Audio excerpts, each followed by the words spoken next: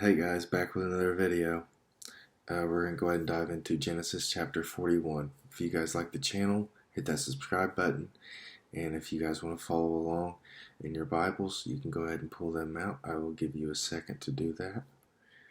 It's going to be in Genesis chapter 41.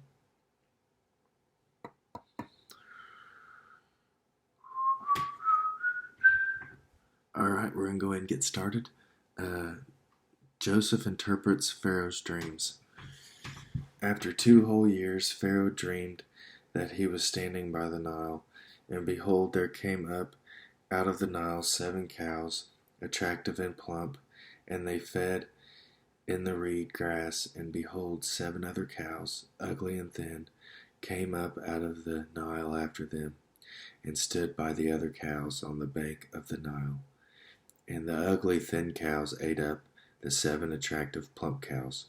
And Pharaoh awoke, and he fell asleep, and dreamed a second time.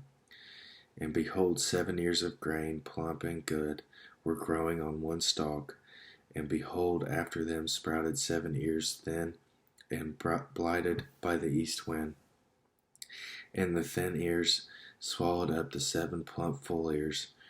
And Pharaoh awoke, and behold, it was a dream. So in the morning his spirit was troubled, and he sent and called for all the magicians of Egypt and all its wise men. Pharaoh told them his dreams, but there was none who could interpret them to Pharaoh. Then the chief cupbearer said to Pharaoh, I remember my offenses today, when Pharaoh was angry with his servants, and put them and the chief baker in custody in the house of the captain of the guard. We dreamed on the same night, he and I, each having a dream with its own interpretation. A young Hebrew was there with us, a servant of the captain of the guard. When we told him, he interpreted our dreams to us, giving an interpretation to each man according to his dream. And as he interpreted to us, so it came about, I was restored to my office, and the baker was hanged. Then Pharaoh sent and called Joseph, and they quickly brought him out of the pit. And when he had shaved himself and changed his clothes, he came in before Pharaoh. And Pharaoh said to Joseph, I have had a dream, and there is no one who can interpret it. I have heard it said of you that when you hear a dream, you can interpret it. Joseph answered Pharaoh, it is not in me. God will give Pharaoh a favorable answer. Then Pharaoh said to Joseph, behold, in my dream I was standing on the banks of the Nile. 7 cows, plump and attractive, came up out of the Nile and fed in the reed grass. 7 other cows came up after them, poor and very ugly and thin, such as I had never seen in all the land of Egypt. And the thin, ugly cows ate up the first 7 plump cows. But when they had eaten them, no one would have known that they had eaten them, for they were still as ugly as at the beginning. Then I awoke.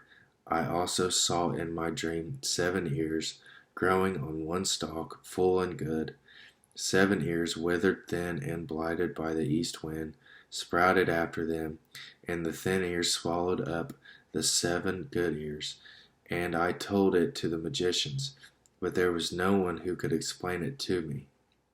Then Joseph said to Pharaoh, the dreams of Pharaoh are one. God has revealed to Pharaoh what he is about to do. The 7 good cows are 7 years, and the 7 good ears are 7 years. The dreams are one.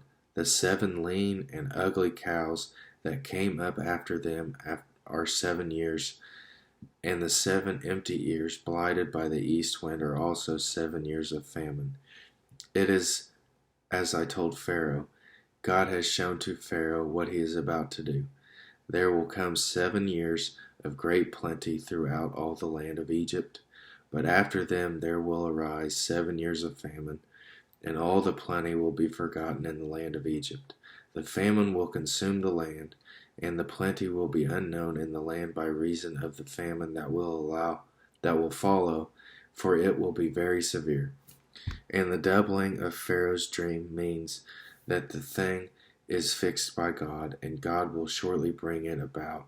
Now therefore, Let Pharaoh select a discerning and wise man, and set him over the land of Egypt.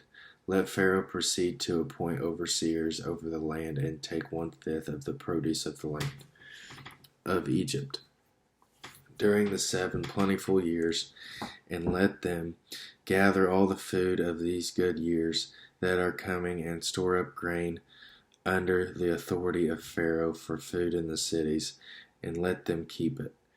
That food shall be a reserve for the land against the 7 years of famine that are to occur in the land of Egypt, so that the land may not perish through the famine.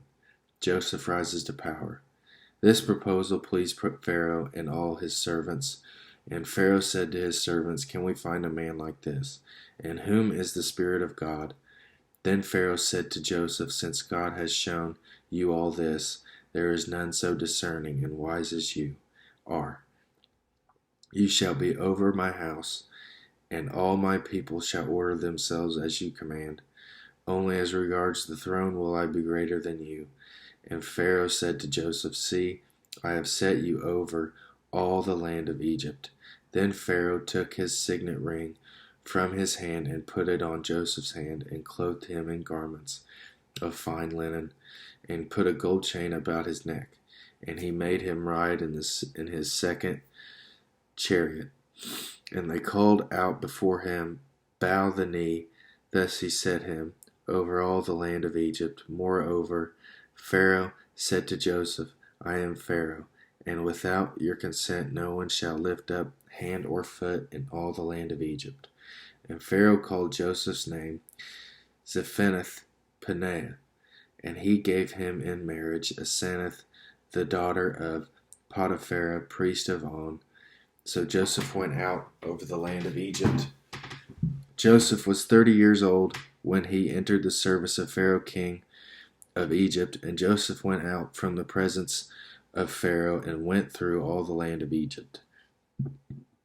During the 7 plentiful years the earth produced abundantly, and he gathered up all the food of these 7 years which occurred in the land of Egypt, and put the food in the cities. He put in every city the food from the fields around it, and Joseph stored up grain in great abundance, like the sand of the sea, until he ceased to measure it, for it could not be measured.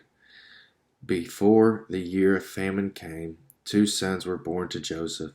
Asenath, the daughter of Potiphar, priest of On, bore them to him. Joseph called the name of the firstborn Manasseh, for he said, "God has made me forget all my hardship and all my father's house." The name of the second he called Ephraim, for God has made me fruitful in the land of my affliction. The 7 years of plenty that occurred in the land of Egypt came to an end, and the 7 years of famine began to come, as Joseph had said.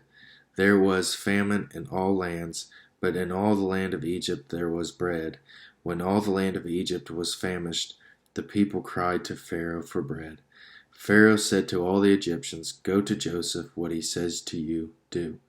So when the famine had spread over all the land, Joseph opened all the storehouses and sold to the Egyptians, for the famine was severe in the land of Egypt. Moreover, all the earth came to Egypt to Joseph to buy grain, because the famine was severe over all the earth. That was Genesis chapter 41. Pharaoh has a dream, and he tells Joseph about it because he heard that he can interpret dreams. And he had a dream, and there is a famine coming on the earth, and Joseph is gonna be, he's gonna be guided by God, so that people don't starve to death. If you like this video, hit the thumbs up button. If you like the channel, go ahead and hit that subscribe button, hit the bell notification. That way you can be alerted when I come out with new videos. And if you have any questions or comments, just put them down below in the comment section. Alright, thank you guys, and I will see you in the next one.